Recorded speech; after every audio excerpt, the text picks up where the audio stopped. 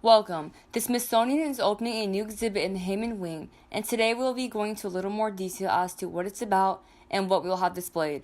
We present to you the new French Revolution exhibit and hope you will visit it very soon.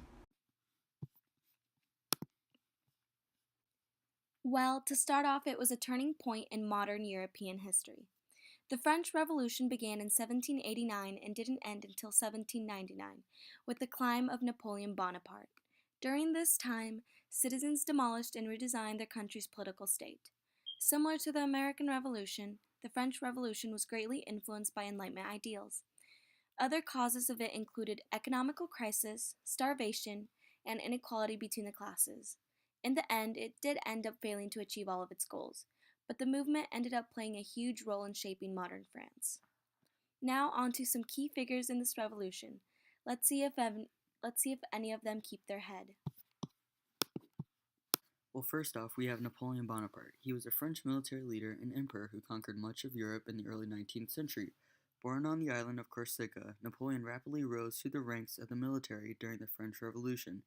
After seizing political power in France, he crowned himself emperor in 1804. Shrewd, ambitious, and a skilled military strategist, Napoleon successfully waged war against various coalitions of European nations and expanded his empire. However, after a disastrous French invasion of Russia in 1812, Napoleon abdicated the throne 2 years later and was exiled to the island of Elba. In 1815, he briefly returned to power in his Hundred Days campaign. After a crushing defeat at the Battle of Waterloo, he abdicated once again and was exiled to the remote island of St. Helena, where he died at 51.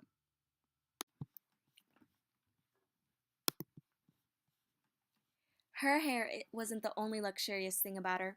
She was the last queen of France, better known as Marie Antoinette. She ascended to the throne as the nation descended into chaos. Marie Antoinette married King Louis XVI on May 16, 1770, at the age of 16. She was an Archduchess of Austria and the 15th child of Francis I. Since her marriage to King Louis, her life was lived in the public eye and she fell victim to the vicious gossip. She spent most of her time in the Palace of Versailles, where she socialized and was extravagant. For example, she had a farm built on the gardens so her ladies and her could play dress up and pretend to be maids. Her extravagant tastes led to her unpopularity by the people who saw her as a symbol of the selfish, wealthy nobles. Although it was not Marie Antoinette's fault that France was in a financial crisis, they'd already been financially unstable. But all the people saw was a money spending queen, and on October 1793, she was executed and lost her head. Yikes. I'm glad I wasn't alive then. I'm particularly fond of my head. Well, on to the next. We here have a guillotine. Let's hope none of us lose our head. Be careful with that, Jean. I'm pretty happy I wasn't alive during the French Revolution because I definitely would not have made it past the era with the guillotine. This extraordinary machine came into existence in the late 1780s with the purpose of finding a safer, more gentle way of executing people who committed outrageous crimes. It's a tall frame which includes an angled blade that slices through the neck with a single, clean pass, killing the victim immediately.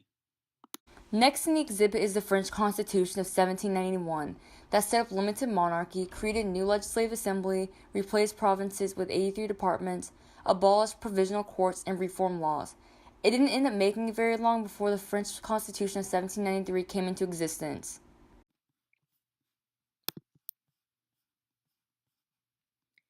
For our final artifact that we will have displayed here is the Palace of Versailles.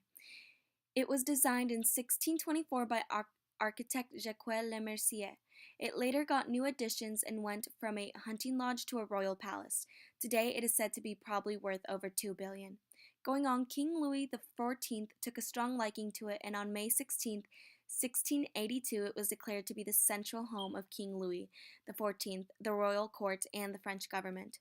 Versailles also came to house King Louis XVI and Queen Marie Antoinette and the royal court, and became a symbol of absolute power and monarchy. King Louis XVI, who had difficulties running his country, and Queen Marie Antoinette, who had extravagant tastes, made Versailles a symbol of their wealth and absolute monarchy, which led to them losing power.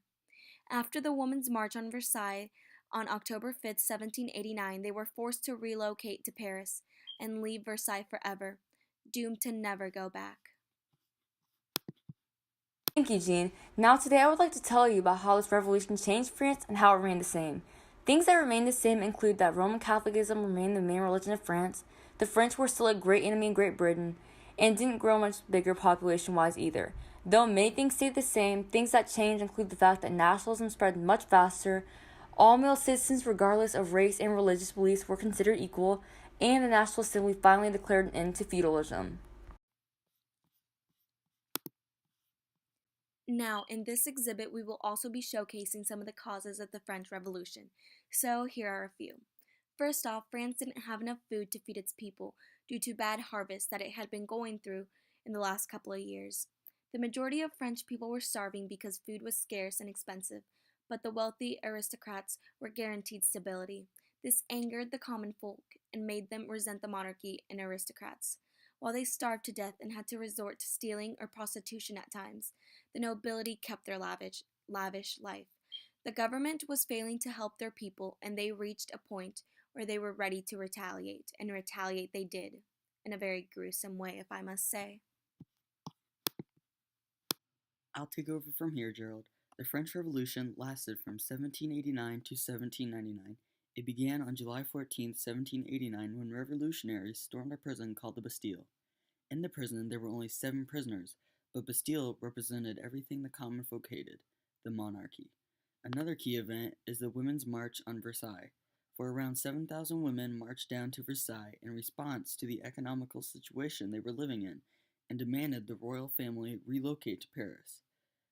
King Louis gave in to their demands, and that was the beginning of the end of the power of the crown.